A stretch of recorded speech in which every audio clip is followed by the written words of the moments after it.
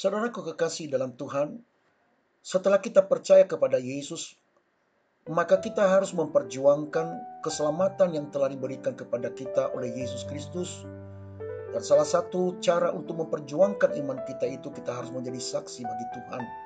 Allah menghendaki kita menjadi saksi, sehingga melalui hidup kita banyak orang-orang dimenangkan. Melalui hidup kita banyak orang-orang yang percaya kepada Kristus. Di dalam 2 Korintus pasal yang ketiga ayat 1 sampai dengan ayat ke-6, Rasul Paulus menulis demikian. Adakah kami mulai lagi memujikan diri kami?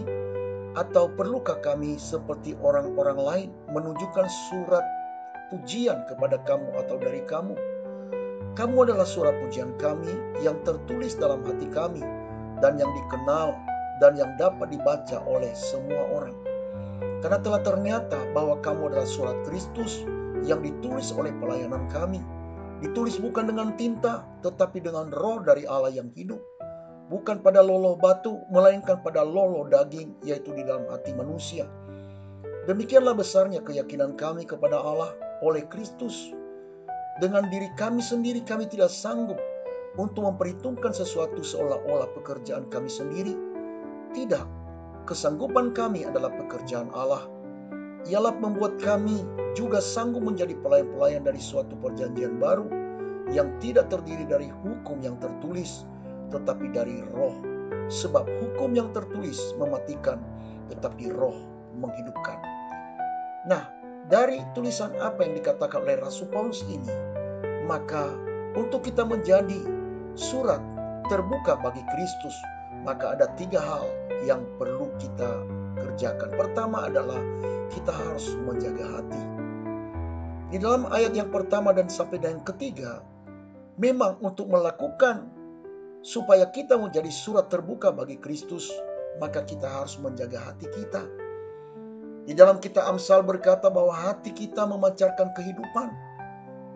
Di dalam kitab Injil Matius berkata juga bahwa dari dalam perbendaharaan hatilah keluar sesuatu yang baik dan yang buruk. Oleh sebab itu orang-orang di sekitar kita dapat melihat keadaan hati kita melalui perkataan kita, melalui gaya hidup kita. Tidak mungkin kita mengeluarkan perkataan yang membangun, perkataan yang memuji nama Tuhan dan memuliakan namanya, kalau hati kita sendiri dipenuhi oleh kejahatan, kebencian, keangkuhan hidup, dan berbagai macam hal-hal yang jahat. Hal yang kedua adalah kita perlu kuasa Allah. Di dalam ayat yang keempat sampai dengan 6 tadi, jelas kita bisa melihat di sana bahwa meskipun kita sudah menjadi orang Kristen, namun tidak mudah bagi kita untuk senantiasa mengikuti perintah Tuhan, apalagi untuk menjadi teladan. Karena itulah kita benar-benar membutuhkan kuasa Tuhan. Rasul Paulus sendiri dan teman-temannya tidak melihat hidup mereka sebagai pekerjaan mereka sendiri, melainkan oleh kuasa Tuhan dari roh yang menghidupkan.